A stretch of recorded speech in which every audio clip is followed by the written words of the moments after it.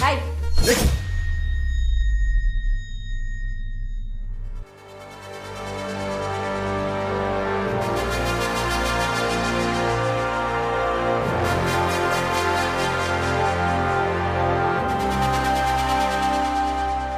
আমি চলে যাচ্ছি। চলে যাচ্ছে মানে একটু যন্ত্রণা সহ্য করে আমি থাকতে পারবো। তুমি চলে গেলে আমি এখানে থাকবো নাকি? আমিও চলে যাবো। ফ্রেশ হয়ে আসি।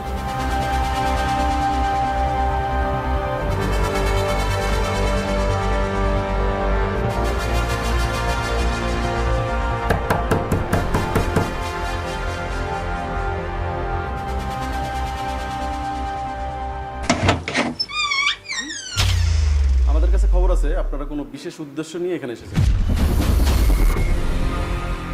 আপনার হাজবেন্ড কোথায়? আমার হাজবেন্ড তো ওয়াশরুমে। আচ্ছা ঠিক আছে, উনি বের হলে বলবেন আমরা বাইরে উঠে যাচ্ছি।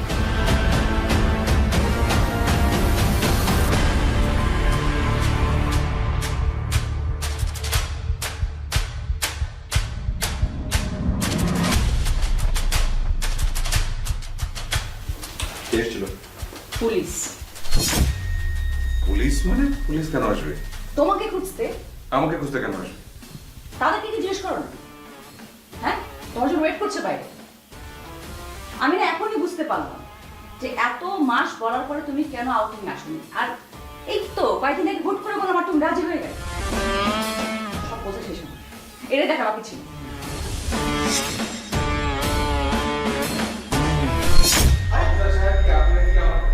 আবি, তুমি এখানে?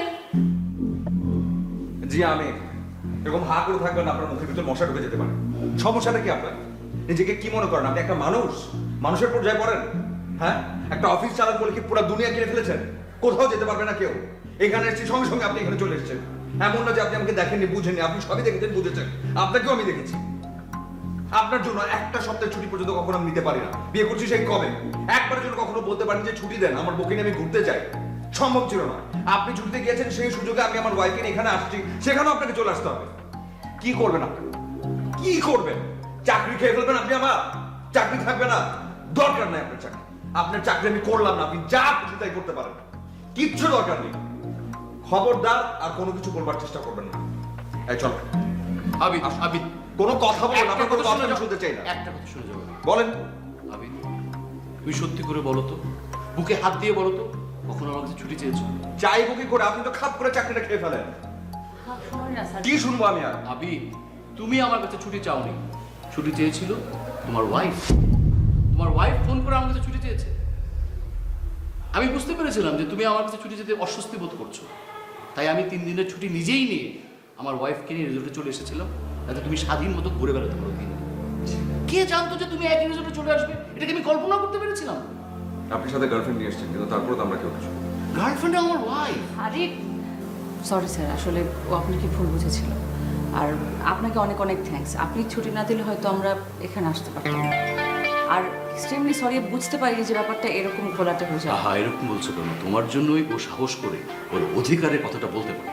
থ্যাংক ইউ স্যার যে আপনি ছুটিটা দিয়েছেন, কিন্তু বিষয়টা আর এখন আমার মানে আমার ওয়াইফ আমাকে এত বড় একটা মিথ্যা বলবে সেটা তুমি কখনো চিন্তা করতে পারো? কি দরকার ছিল? এতটা পেইন দেবার কি দরকার ছিল? এতটা পেইন নেবার কি দরকার ছিল? থাকো তুমি তোমার মতো, আমি আমার মতো থাকি।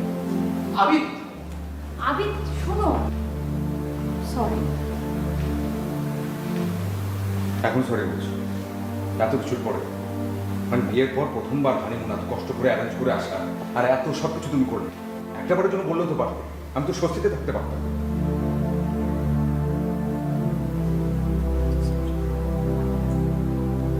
কখনো না।